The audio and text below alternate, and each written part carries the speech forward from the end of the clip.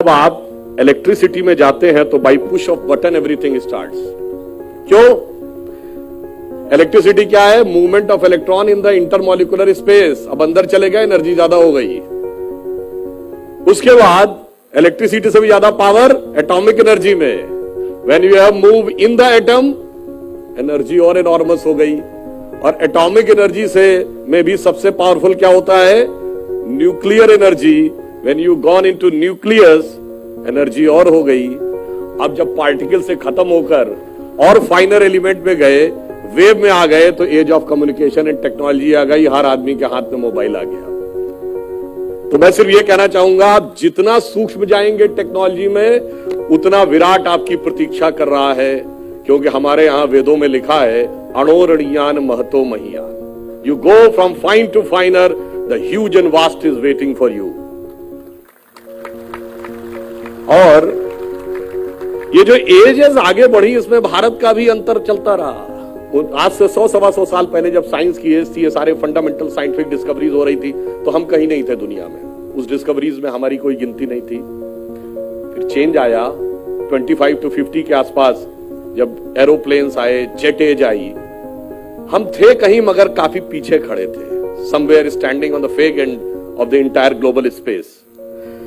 Next stage आई 50 से 75 के बीच में, जब न्यूक्लियर और स्पेस एज आई, तब हम दुनिया में इंपॉर्टेंट खड़े थे। One of the prominent nation in the space age and in the atomic age, 50 से 75। और जब इंफॉर्मेशन टेक्नोलॉजी की एज आई, तो हम one of the world leaders थे। तो अब 21st सेंचुरी में जो नेक्स्ट एज आएगी, वो क्या होना चाहिए? 21st सेंचुरी की सबसे बड़ी खोज साइंटिफिक कौन सी रही है? जुलाई 2012, जब सन लेबोरेटरी ने गॉड पार्टिकल खोजा। उसका साइंटिफिक नाम क्या है? Higgs boson. हिग्स बोसॉन क्यों है? It is name after two scientist, one mister Peter Higgs of England and Satyendranath Bose of India. उससे बोसॉन मिला है। तो क्या हो गया कि आप 21st सेंचुरी की सबसे बड़ी साइंटिफिक डिस्कवरी पे भारत के हस्ताक्षर सामने दिखाई पड़ रहे हैं। कोई किंतु परंतु नहीं है कि 21वीं सदी हमारी होने वाली है। बस एक बात ध्यान रखिए, हम कुरुक्षेत्र में खड़े हैं, जहां पर गीता का वह ज्ञान दिया गया। पर आप लोगों ने भी काफी ज्ञान प्राप्त कर लिया, परंतु ज्ञान प्राप्त करने से ही सब कुछ नहीं होता है। भगवान कृष्ण ने जब अर्जुन को पूरा गीता का ज्ञान दे दिया था, उसके बाद भी क्या वो लड़ने को तैयार हो गए थे?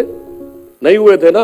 अरे कहने लगे, महाराज वो सब ज्ञान तो ठीक है, पर इतने बड़े बड़े लोगों से लड़ूंगा कैसे? फिर भगवान ने क्या किया? विराट रूप दिखाया। और विराट रूप दिखा के कहा, देखो ये तय है कि तुम्हें राज करना है और इन सबको भूमि पर लेटे होना है। तो अर्जुन ने कहा, महाराज जब ये सब कुछ तय है, तो फिर काहे का खून खराबा करना है? आप पलक झपकाइए, मैं सिंहासन में बैठा हूंगा, बाकी सब जमीन पे होंगे। तो भगवान कृष्ण ने क्या कहा? तय तो है, पर मिलेगा कर्म के सिद्धांत के अनुसार ही। मैं भगवान होकर भी नियम नहीं तोड़ सकता। और भगवान कृष्ण ने तो ऐसा नियम का पालन किया कि भगवान कृष्ण की मृत्यु कैसे हुई थी? द्वारिका में तीर लगने से। कैसे? गांधारी के श्राप से। अर्थात कर्म का सिद्धांत सभी को पालन करना पड़ता है, भगवान होंगे तो भी और इंसान होंगे तो भी। बस आप ये तय मानिए कि विराट रूप भारत का दिख रहा है, कोई किंतु परंतु नहीं है। कर्म करिए और आगे वो विराट रूप आपकी प्रतीक्षा कर रहा है। आजादी के 72 साल हो गए हैं। महात्मा गांधी के 150वीं जयंती हमने अभी समाप्त की। पूर्ण स्वराज्य का नारा जिन्होंने तिलक जी ने दिया था, उनकी 100वीं पुण्यतिथि का ये वर्ष है। बस राज्य में स्व का तत्व आपको स्थापित करना है। बहुत विदेशी नकल कर ली, अब सेल्फ कॉन्फिडेंस के साथ 21st सेंचुरी में आगे बढ़ना है। अटल जी की वह कविता की पंक्ति कह के समाप्त करूंगा कि 15 अगस्त का दिन कहता, आजादी अभी अधूरी है, सपने सच होने बाकी हैं, रावी की शपथ न पूरी है। रावी तट पर पूर्ण स्वराज्य का 1930 में रेजोल्यूशन पास हुआ था। इसलिए सपनों को साबित करने को कमर कसे, बलिदान करें, जो पाया उसमें खो न जाए, जो खोया उसका ध्यान करें। धन्यवाद।